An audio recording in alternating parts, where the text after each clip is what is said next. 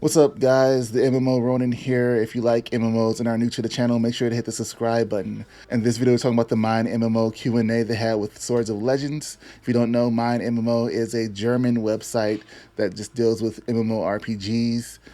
They really have some good articles and good video footage and stuff like that going on. I have a link to this article in the description if you guys want to check it out. You can get it translated, and it translates pretty good.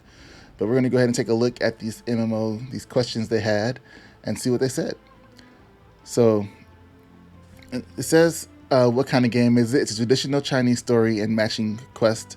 There's going to be dungeons and raids, multiple life skills, various PvP content, and housing. Now keep in mind, I'm going to be reading this from the page, so some of the things may be translated a little off, and I'll try to fix that and clean it up as I go along. But it's saying that Swords of Legend Online will be coming out in the summer, which you already knew. But what I didn't know is that it'll also be on the Epic Game Launcher. So it's going to be on Steam client and the Epic Game Launcher. They're having the alpha this week for these next 2 weeks if you didn't know, and then following weeks the closed beta is going to open up, and those that pre-order the game will have access into the closed beta.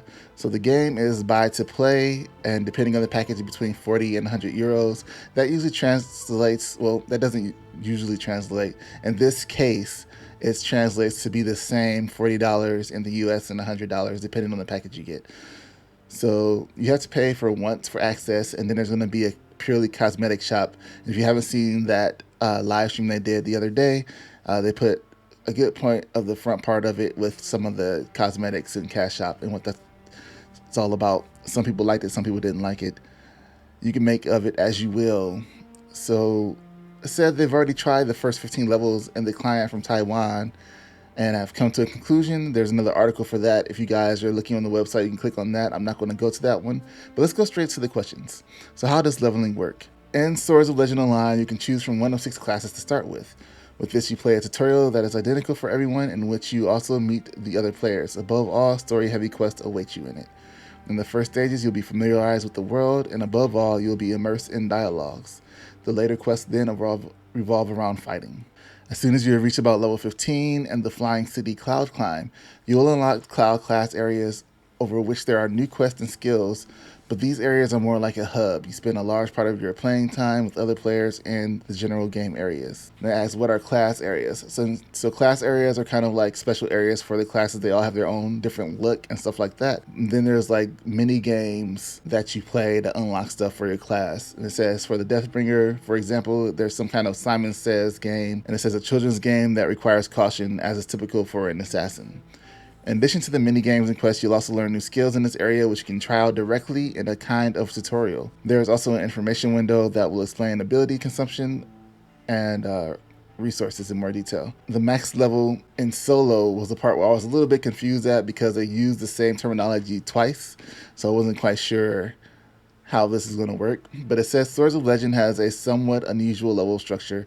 You start at level Student 1 and level from there to Student 36. Then there is a quest which you can move up to Student 1. So like you start at level Student 1, then you can move up to Student 1. That kind of left me a little confused. So if you have any idea of what that means more, please let me know in the comments. The whole thing is already going on in China. There you can reach Student 36 and then move up to a new rank. We do not yet have a description of this rank, but it will probably go into the direction of Teacher or Master 1. And maybe that's what they meant to say instead of Student 1. It was just like a typo. And they meant to say you take a quest to go up to Teacher 1, but just say Student 1 again. So you just like start all over again. The new max level appeared there as part of an expansion that also brought new classes. And that's something that people are saying is good, because the game in China is still going on. So they have expansions, and those expansions will most likely go to the rest of the games that are being launched across the West. So various in-game content for all players. The in-game can devote themselves are going to be dungeons and raids, world bosses, and the underworld. Daily quests and missions, instantiated PvP battles, including small arenas like 3v3, but also larger battles. Don't know how large. Successes, not sure what that is. Fashion in-game in the form of special skins, mounts, or housing content. Successes. Although the content sounds like the usual activities in an MMORPG, Swords of Legend does some things differently, especially with the dungeons and world bosses. The main focus here is on flexibility. And so they're asking how dungeons and raids work. Each dungeon can be completed with a group of 5 players. However, you can go with a larger group. The dungeons scale dynamically for up to 10 players. So I've never actually been in a 10-player dungeon. I call those raids.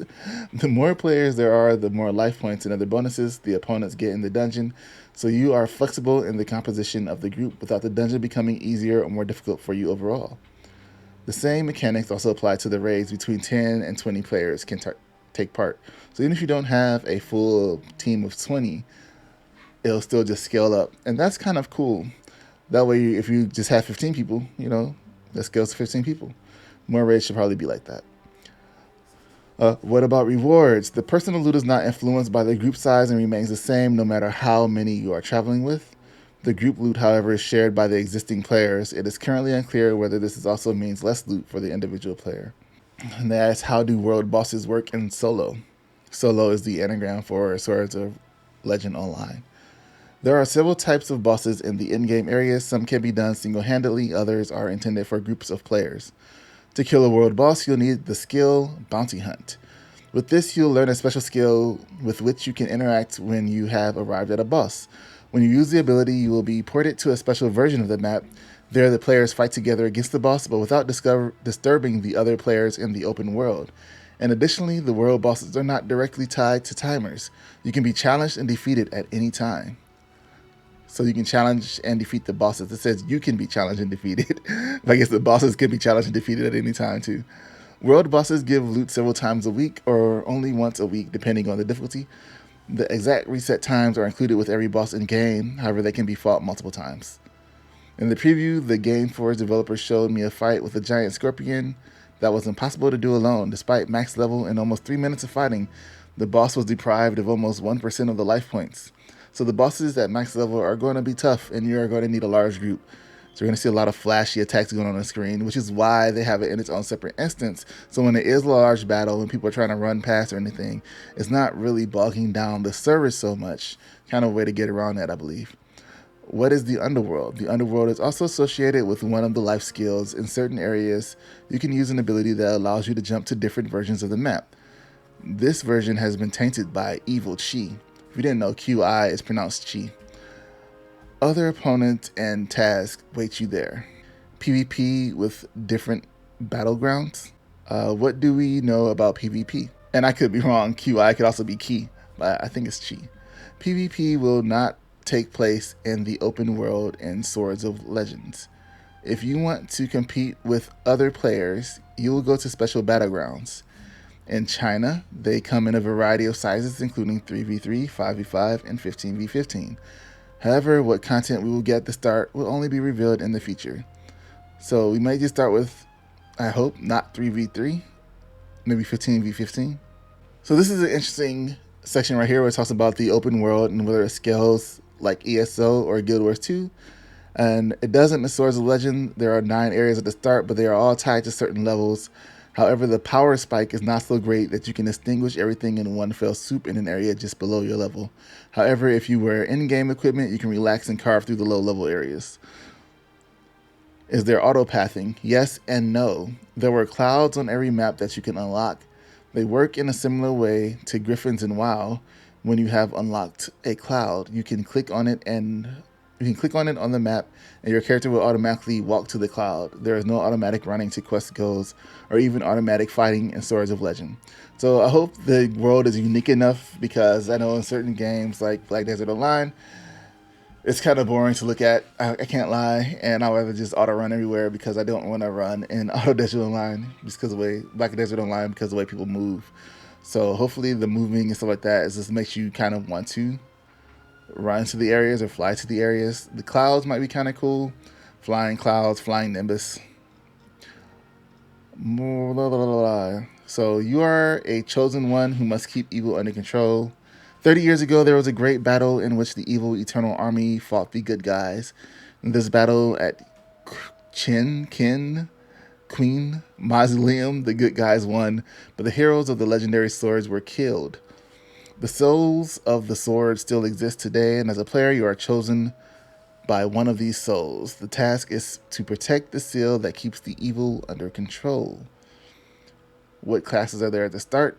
There's going to be the Deathbringer, Berserker, Sword Mage, Bard, Summoner, and Spearmaster. And then they have all the classes. I might have a video playing at some point in time showing a lot of the classes in here.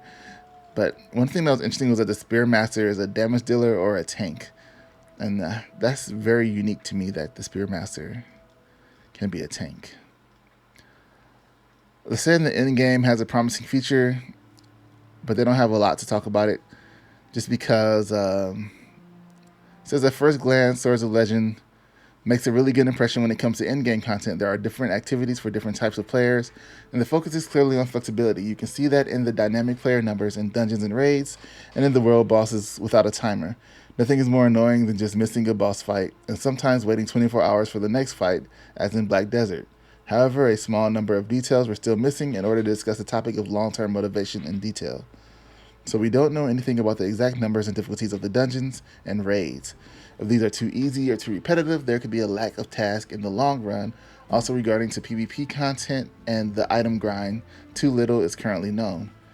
For me, this most positive aspect of the conversation with Game Forward with the expansion in China, this shows that the MMORPG was developed even after the release and that there is still a lot of content that can be brought to us Europe over time, or in the States.